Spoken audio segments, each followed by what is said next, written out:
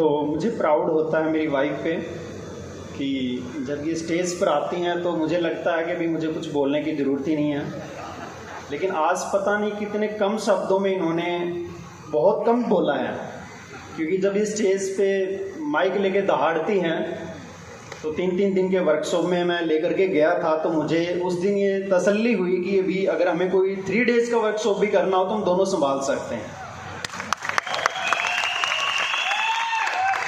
Previous company में महिलाओं को लेकर के इतना सम्मान नहीं था, कभी स्टेज पर रिकॉग्निशन के लिए महिलाओं को ऐसे स्टेज पर बुलाना और उसको उस लेवल का अधिकार देना नहीं था।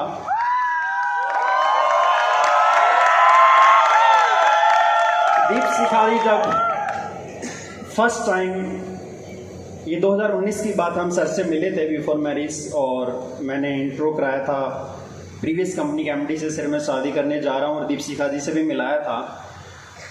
और इनकी जब एंट्री हुई थी प्रीवियस कंपनी में, तो उस समय से लेकर के हम जब आफ्टर मैरिज 2 साल जो निकाले हैं उस कंपनी में, इन्होंने पूरे हिंदुस्तान की महिलाओं को जागृत किया और इनको विमेन एम्पावरमेंट का नेशनल हेड बना दिया गया था उस कंपनी के अंदर में। इनको सब गुरु माँ के नाम से जानते थे और 12 साल 13 साल जो मैंने उस कंपनी में दिया, तो मुझे business master, calculation master, education master के नाम से जाने थे।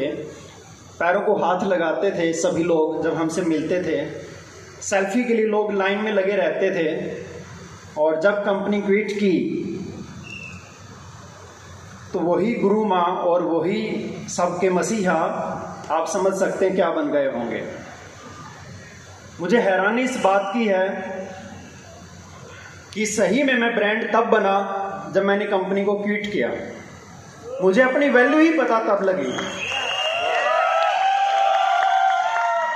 पहले मुझे लगता था कि शायद इस कंपनी में मेरी टीम के लोग या उस कंपनी के लोग ही मुझे जानते होंगे, लेकिन जब कंपनी को क्विट किया तो उसके बाद जो मेरे पोस्टर पर रेड क्रॉस मारा गया और सोशल मीडिया पर वायरल हुआ है, पूरे हिंदुस्तान में एक खलबली मची कि ऐसा कौन सा व्यक्ति है जिसके कंपनी छोड़ने पर इतनी तबाही मची हुई है। तो उसमें अपनी वैल्यू समझी और मुझे ये प्राउड हुआ कि मैंने हिंदुस्तान की सबसे बड़ी, मैं तो कहूँगा वर्ल्ड के नंबर 1 कंपनी को मैंने ज्वाइन किया।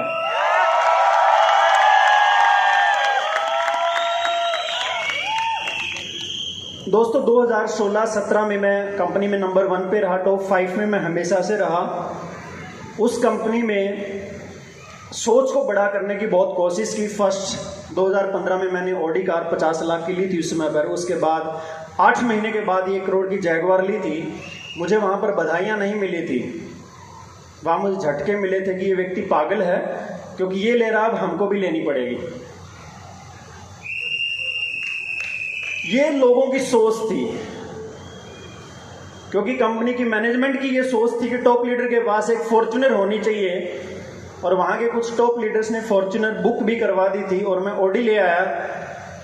और यहाँ तक कि जब मैंने जैगवार लेने की बात की तो मुझे मना किया गया। मुझे बड़ी हैरानी हुई कि क्यों मना किया जा रहा है। मुझे नहीं पता था कि शायद दूसरे लोग, मुझे याद आती है बाली सर की बात, सोचने की हिम्मत तो करो, वो सोचने की हिम्मत नहीं थी। पिछले 4 साल से मैं ये देख रहा था कि आज के टाइम में डायरेक्ट सेलिंग में हो क्या रहा है। बहुत सारे लोगों के ये भी कमेंट आए कि 12 साल बाद ही तेरे को पता लगा। पूछेंगे ना लोग तो कि तो तुम जब कंपनी में कैलकुलेशन मास्टर थे, एजुकेशन मास्टर थे, तो तेरे को अब समझ में आया कि ये कमियां थी। तो दोस्तों जब बच्चा जन्म लेता है तो माँ को ढूंढ कर नहीं आता कि किस माँ की कोख से जन्म लेना है, उसको उसकी माँ ही अच्छी लगती है। क्योंकि मेरी जो जर्नी है, बचपन से मैंने अमीरी गरीबी दोनों लाइफ को बहुत जिया है। पैदा हुआ था तो मैं रईस था, पापा की 6 दुकानें थी और खूब पैसे थे। हम डरते थे कि अभी महीने एंड होता था तो पैसे गिनने पड़ेंगे, हमें बिठा देते थे। फिर थोड़े से बड़े हुए तो इतनी गरीबी देखी कि सुबह नाश्ता करने के लिए भी मम्मी बोलती थी कि तेरे पापा 40 रुपये लेकर के आएंगे, आटा आएगा तो रोटी बनेगी। और फ्री के स्कूल में मुझे पढ़ाया। नंबर 1 मैं 99% मार्क्स मुझे लेना पसंद नहीं था, मैं 100% मार्क्स लेता था।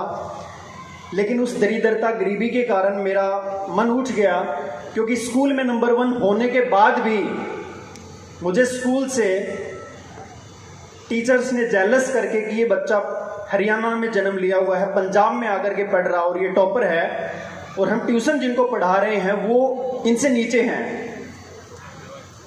तो उनको मौका मिला, एग्जामिनेशन फीस 135 रुपये उन्होंने कहा कि आपको भरनी पड़ेगी, भले आपकी स्कूल फीस माफ़ है। और मुझे याद है 135 रुपये मैं 10 दिन में जोड़ नहीं पाया था, उधार मांग मांग के भी, और स्कूल के एग्ज़ाम से मुझे उठा दिया गया। और एक वर्ड बोला, जब 135 रुपये की इतनी औकात नहीं है तो स्कूल में आने की क्या ज़रूरत है। उस समय मेरी लाइफ का टर्निंग पॉइंट आया था। मैं समझ गया था कि दुनिया में अगर आपके पास पैसा है तो आपकी पहुंच है, आपकी वैल्यू है। अगर आपके पास पैसा नहीं है तो आपकी कोई वैल्यू नहीं है। और ये बीज डला था कि मुझे बिजनेसमैन बनना है, लेकिन क्या करना है वो समझ नहीं आया। तो मैंने 9 साल कंप्यूटर सेंटर चलाया। कंप्यूटर सेंटर कहने में आता था, लेकिन लोन लेकर के PMRY से 9 साल 2-3 कंप्यूटर पर घर पे ही रख करके और वहीं ट्यूशन की तरह पढ़ा करके मैंने घर चलाया। मैं 12-13 साल की एज में घर चलाने लग गया था, फैमिली की सारी जिम्मेवारी संभाल ली थी। लेकिन उस 9 साल में एक चीज़ सीखी कि ट्रेडिशनल मार्केट में आप एक कोल्लू के बैल की तरह वहीं पर चक्कर काटते रहते हैं, क्योंकि मैंने 15 साल एक कमरे में बिताए। एक ही कमरा था, किराए का था, उसी में फैमिली रहती थी, उसी में मैं कंप्यूटर सिखाता था। वही बेडरूम था, वही कंप्यूटर सेंटर था। मुझे बाइक तक चलानी अभी तक भी नहीं आती, मुझे कोई 2 व्हीलर 4 व्हीलर कुछ नहीं आता। लेकिन सपने बड़े थे। घर वाले कहते थे कि बाइक तो सीख लेनी, तेरे को कोई नौकरी भी नहीं देगा। तो उसी समय मैं बोलता था बाइक लेनी किसको है, मैं तो गाड़ी लेकर के आऊँगा। उन दिनों में जब 40 रुपये घर में आने की नौबत थी, उन दिनों में मेरे ये सपने थे। फिर घर से कमेंट आया कि गाड़ी भी तो सीखनी पड़ेगी, तो मैंने कहा मैं ड्राइवर रखूंगा।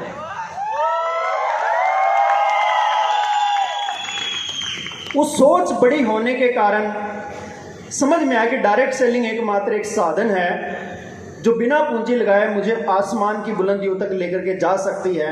और 2010 में मैंने फर्स्ट स्टेप रखा था डायरेक्ट सेलिंग इंडस्ट्री में। उसमें नॉलेज नहीं थी कि इस कंपनी में काम करना है, क्या करना है, कुछ नहीं, नथिंग। मेरा फ्रेंड सर्कल 0। आप में से कुछ लोगों के बहाने होते हैं, मेरे पास लिस्ट नहीं है, घर के लोग बात नहीं सुनते हैं, बाहर के लोग को मैं जानता नहीं हूँ। लेकिन मेरा सर्कल ही 0 था। फैमिली के 4 लोगों के अलावा मेरा कोई सर्कल नहीं था। मुझे लोगों से बात नहीं करनी आती थी। लोग सोचते थे ये शायद इनका गूंगा ही पैदा हुआ है। ये पड़ोस में बात भी चलती थी। बहुत ही इंट्रोवर्टेड था, कमरे में बैठा रहता था, स्कूल और घर, इसके अलावा मैंने कभी लाइफ में अपने मेरा एक सिंगल दोस्त भी नहीं बनाया, कोई फ्रेंड सर्कल नहीं। और डायरेक्ट सेलिंग एक ऐसा माध्यम जिसमें बोलना ही होता है और लोगों से मिलना ही होता है।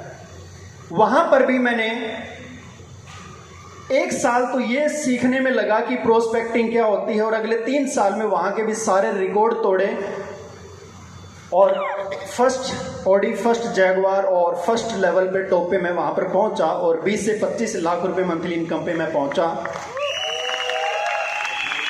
अब सवाल सबका यही है, फिर क्या जरूरत पड़ गई कंपनी को छोड़ने की?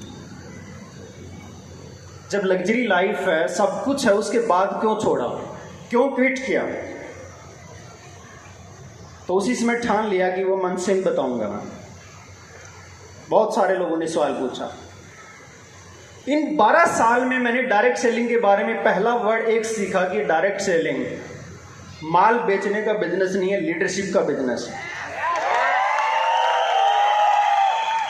और प्रीवियस कंपनी में हमें यही सिखाया जाता था कि कनोपी लगा करके माल बेचना है। After becoming crown president, senior crown president, 20 से 25 लाख रुपए महीना कमाने के बाद भी आपको रोड पे कनोपी लगा के बैठना है, तभी लोग आपको देख करके माल बेचेंगे।